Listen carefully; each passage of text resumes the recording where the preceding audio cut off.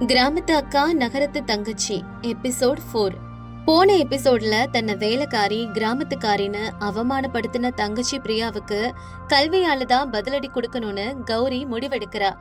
10 வருஷத்துக்கு முன்னாடியே பாதியில நிறுத்தின தன்னோட படிப்பை மறுபடியும் தொடங்கி பட்ட படிப்பையும் முடிச்சு ஒரு பெரிய நிலைக்கு போகணும்னு ராகுல் முன்னாடி சபதம் எடுக்கிறா.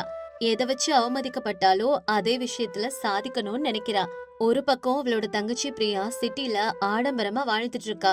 இன்னொரு பக்கம் அவளோட அக்கா கௌரி பகல் நேரத்துல வேலை செஞ்சும் ராத்திரி நேரத்துல படிச்சும் அவளோட கனவை நோக்கி முன்னேறா. என்னதான் குடும்ப சூழ்நிலை காரணமா தங்கச்சிய படிக்க வைக்கிறதுக்காக தன்னோட படிப்பை இழந்திருந்தாலும் அது இன்னைக்கு இருக்க நிலைமைக்கு ரொம்ப தவறுன்னு கௌரிக்கு புரியுது. என்ன மாதிரி நிலைமை வந்தாலும் படிப்பை மட்டும் விடவே கூடாதுங்கிறத கௌரி புரிஞ்சுக்கிறா. இப்ப இத பத்தி விசாரிக்கிறதுக்காக அவ படிச்ச ஸ்கூலுக்கு கௌரி கிளம்பி போறா. கௌரி கூடவே அவளுக்கு உதவி பண்றதுக்காக ராகுலும் வந்திருக்கா. கௌரி அவளோட 10வது மார்க் ஷீட்டையும் ஆதார் கார்டையும் எடுத்துட்டு வந்திருக்கா. அங்க தலைமை ஆசிரியர் சக்கரவர்த்தி பழைய ரெஜிஸ்டரை புரட்டி பார்த்துட்டு இருக்காரு.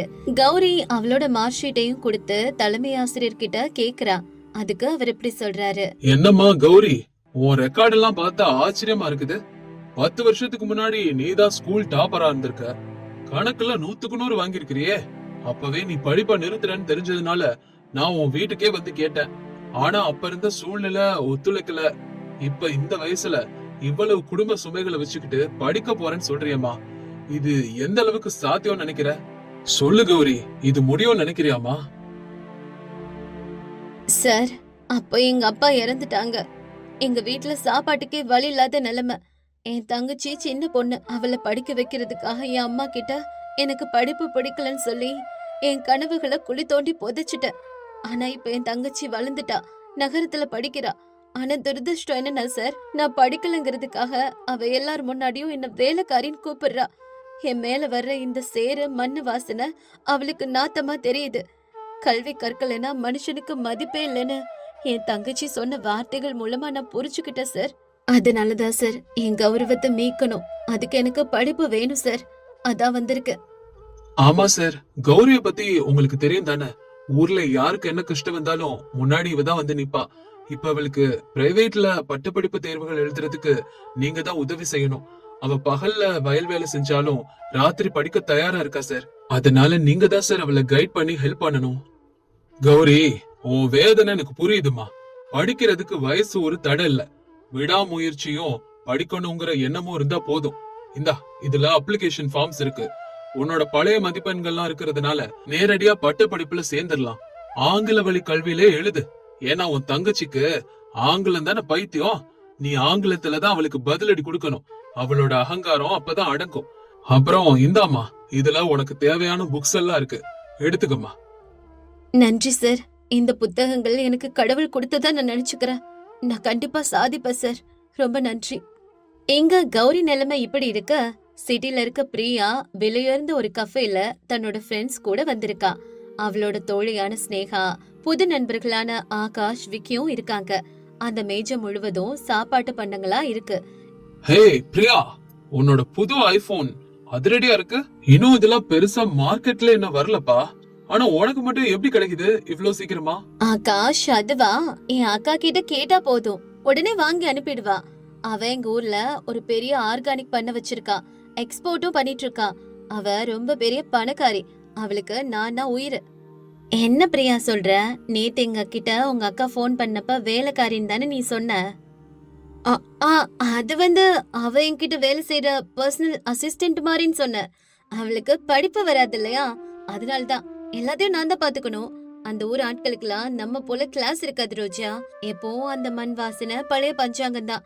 அதனாலதான் அவங்கள உங்களுக்கு கூட நான் இன்ட்ரடியூஸ் பண்றது இல்ல. ஓ, தட்ஸ் கூல் பிரியா. சொல்ல போனா அடுத்த வாரம் நம்ம காலேஜ்ல ஃபேஷன் ஷோ இருக்குதுல்ல, அதுல நீ தான் ஷோ டாப்பரா இருக்கணும். அதுக்கு ட்ரெஸ் மேக்கப்னு அதிகபட்சமா 50,000 வரைக்கும் செலவாகும். சமாளிக்க முடியுமா? ரெடி பண்ணிருவியா? என்னது 50,000? அதெல்லாம் ரெடி பண்ணிருவேன். அதெல்லாம் நோ ப்ராப்ளம் விக்கி. என் அக்காவுக்கு ஒரு மெசேஜ் அனுப்பினா போதும், அவ எல்லாத்தையும் சரி செஞ்சிருவா. எங்க ஊர்ல எங்களுக்கு சொத்துலாம் அதிகமா இருக்கு. வெளியில அப்படி பிரியா சொன்னாலும் மனசுக்குள்ள இப்படி நினைச்சுக்கிறா. ஐயோ, 50,000? அக்கா கிட்ட எப்படி கேக்குறது? நேத்து தானே 10,000 கேட்ட. ஏதாவது ஒரு பொய்ய சொல்லி வீட்டை அடமான வச்சாவது வாங்கணும். இங்க இப்படி இருக்க, கிராமத்துல சாயங்கால நேரத்துல கௌரி வயல் வேலைகள் எல்லாம் முடிச்சிட்டு வீட்டுக்கு வர்றா. அவளோட உடம்பு ஃபுல்லா மண்ணு வியர்வை. ஆனா அவளோட முகத்துல சோர்வை விட எதையோ சாதிக்கணுங்கிற வெறிதான் அதிகமா இருக்கு. சீதாமா காய்ச்சல்ல படுத்திருந்தாங்க. வீட்டுல கரண்ட்டும் இல்ல. கௌரி ஒரு சின்ன மண்ணெண்ணெய் விளக்க பத்த வைக்கிறா. அம்மா எழுந்துக்கோமா, இந்த மருந்து போட்டுக்கோ, ராகுல் டவுன்ல இருந்து வாங்கிட்டு வந்தான். அம்மாடி கௌரி, உனக்கு எதுக்குமா அந்த கஷ்டம்? பகல்ல வெயில்ல அந்த வயல்ல சேத்துல இறங்கி கூலி வேலை செய்யற, மறுபடியும் ராத்திரி எல்லாம் கண்ணு முழிச்சு அந்த புத்தகத்தோட மல்லு கட்டுற. உன் உடம்பு என்ன இரும்பா? உன் வயசுக்கெல்லாம் கல்யாணம் செஞ்சு அனுப்ப வேண்டியவள இப்படி விளக்குக்கு முன்னாடி புத்தகத்தோட உட்கார வைக்க வேண்டியதாயிடுச்சு. எனக்கு ரொம்ப கஷ்டமா இருக்குமா. அம்மா, இப்ப என்னோட கல்யாணத்தை விட என்னோட சுயமரியாதை தான் எனக்கு முக்கியம். பிரியா என்ன சொன்ன வார்த்தையெல்லாம் என் காதுல கேட்டுட்டே இருக்குமா. நான் படிக்கலன்னு தானே அவ என்ன தாழ்வா நினைச்சா. நான் படிச்சாதான் என் பாசத்துக்கும் மதிப்பு இருக்கும். எந்த படிப்பை வச்சு என்ன மட்டம் தட்டினாலும் அந்த படிப்பை வச்சு அவளோட அகங்காரத்தை நான் தகர்ப்பேன். அதுக்காக நான் இப்ப படுற கஷ்டம் எல்லாம் பரவாயில்லம்மா, ஆனா நான் படிக்கணும்.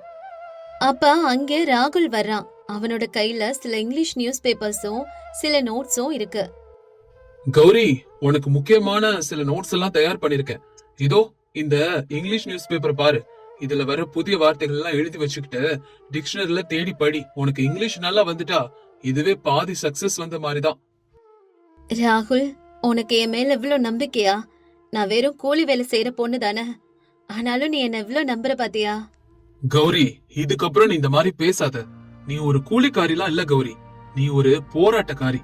உன்னோட தங்கச்சி நகரத்துல ஆடம்பரத்துக்கு அடிமையாகி தான் எங்க இருந்து வந்தவங்கிறதே மறந்துட்டா. ஆனா நீ இவ்ளோ கஷ்டத்திலையும் படிக்கணும்னு நினைக்கிற பாத்தியா? உன்னை பாக்கும்போது எனக்கே ஒரு உத்வேகமா இருக்கு. இந்த 1000 ரூபாய் வச்சுக்க, இத வச்சு புத்தகங்கள் ஏதாவது வாங்கிக்கோ கௌரி, உனக்கு யூஸ்ஃபுல்லா இருக்கும். இல்ல ராகுல், எனக்கு வேணாம். நாளைக்கு நான் பக்கத்து ஊர்ல இருக்க வட்டி கடைக்காரர்கிட்ட அட்வான்ஸா பணம் வாங்கிக்கிறேன். நீ ஏற்கனவே எனக்கு நிறைய உதவி பண்ணிட்ட ராகுல், இது வேணாம் ப்ளீஸ். ஏய் கௌரி, வட்டி கடைக்காரர்கிட்ட எல்லாம் கடன் வாங்காத. அவன் பயங்கரமான ஆளு. அதுக்கப்புறம் உன் நிலத்தையே எழுதி வாங்கிடுவான். உன்கிட்ட இருக்கிற அந்த 1 ஏக்கர் நிலம் தானே உனக்கு ஆதாரம். நீ படி கௌரி, உனக்கு எவ்வளவு பணம் வேணும்னாலும் நான் தர்றேன். என்கிட்ட வேணான்னு சொல்லாத. அடுத்த நாள் காலையில கௌரி வயல்ல குனிஞ்சு களை எடுத்துட்டு இருந்தா.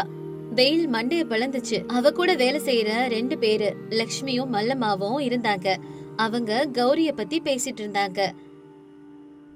ஏண்டி கௌரி, கேள்விப்பட்டோம் நீ மறுபடியும் ஸ்கூலுக்கு போறியாமே. இந்த வயசுல இதென்ன பைத்தியக்காரத்தனம்? ஒரு புருஷனை தேடிக்கிட்டு குடும்பம் நடத்த வேண்டிய வயசுல இதெல்லாம் உனக்கு தேவையாமா? ஆமாடி கௌரி, உன் தங்கச்சி சிட்டில படிக்கிறதே போதும். அவளுக்காக நீங்க மாடா உழைக்கிற. அவ பார்த்தா மகாராணி போல தெரியுறா. நீயும் படிச்சு என்ன செய்ய போற? ஆனா படிக்கிறதுக்கு வயசு ஒரு தடையே இல்ல. நம்மள எல்லாரும் தாழ்வா பாக்குறதுக்கு காரணம் நம்ம கிட்ட படிப்பும் நாகரிகமும் இல்லங்கிறதுனால தானே. என் தங்கச்சியே என்ன வேலைக்காரின்னு சொல்றா. என் கையிலயும் முகத்திலயும் சேரு ஒட்டி இருக்கிறதுனால என்ன அவ தொட்டு பேச கூட இல்ல. இந்த சேரு போகணும்னா கல்விங்கிற நீரால அதை கழுவணும். நான் படிச்சு ஒரு நாள் என் தங்கச்சி முன்னாடி தலை நிமிர்ந்து நிப்பேன். கௌரி வேலையெல்லாம் முடிச்சிட்டு வீட்டுக்கு வர்றா. அப்ப பிரியா போன் பண்றா. ஹலோ அக்கா, எனக்கு அவசரமா 50,000 ரூபாய் பணம் தேவைப்படுது, உடனே அனுப்பிவிடு. என்னது 50,000? என்னடி பிரியா, நேத்துதான் 10,000 ரூபாய் அனுப்புன. இப்ப 50,000 ரூபாய் எங்க இருந்து வரும்? அம்மாவுக்கு வேற உடம்பு சரியில்லடி, மருந்து கூட பணம் இல்ல என்கிட்ட. ஐய, சும்மா அந்த மாதிரி டிராமா பண்ணதுக்கா. எனக்கு காலேஜ்ல ஃபேஷன் ஷோ இருக்கு. நான் ஒரு டிசைனர் ட்ரெஸ் வாங்கணும். நான் தான் காலேஜ்ல எல்லாரை விட பணக்காரின்னு என் ஃப்ரெண்ட்ஸ் எல்லாம் நம்பிட்டு இருக்காங்க. அந்த மானத்தை காப்பாத்துறது உன்னோட பொறுப்பு. நீ அந்த வீட்டை அடமான வச்சாவது பணத்தை அனுப்பு, இல்லைன்னா இதுக்கப்புறம் நான் உன்கிட்ட பேசவே மாட்டேக்கா. என்ன பிரியா பேசுற? அந்த வீட்டை அடமான வச்சுட்டா அதுக்கப்புறம் நம்ம நடுத்தெருவுக்கு தான் போகணும். உனக்கு காலேஜ் போய் படிச்சதுனால அகங்காரம் வந்திருக்குன்னு எனக்கு தெரியுது. ஆனா அப்படி பெத்தவங்கள தெருவுல விடுற புத்தி வரும்னு நான் நினைக்கவே இல்ல. So what? நான் படிச்சு வேலைக்கு போனதுக்கு அப்புறம் உங்களுக்கு இது மாதிரி 10 வீடு வாங்கி கொடுப்பேன். இப்ப எனக்கு பணம் தான் முக்கியம். நாளைக்கு சாயங்காலத்துக்குள்ள என் அக்கௌண்ட்ல பணத்தை போடு. இப்படி சொல்லிட்டு பிரியா போனை கட் பண்ணிடுறா. இப்ப கௌரிக்கு முன்னால 2 சவால்கள் இருக்கு. ஒன்னு தங்கச்சி கேக்குற 50,000 ரூபாய், இன்னொன்னு அவளோட படிப்பு. தங்கச்சியோட பிடிவாதம் கௌரிய இன்னும் இக்கட்டான நிலைமைக்கு தள்ளிருச்சு. கௌரி வீட்டை அடமான வைப்பாளா, இல்ல தங்கச்சிக்கு புத்தி புகட்ட வேற வழியை தேடுவாளா? இந்த கிராமத்து அக்கா பட்டணத்து தங்கச்சி கதையில அடுத்து என்ன நடக்க போகுதுன்னு அடுத்த எபிசோட்ல பார்த்து தெரிஞ்சுக்கோங்க. அது வரைக்கும் காத்திருங்க.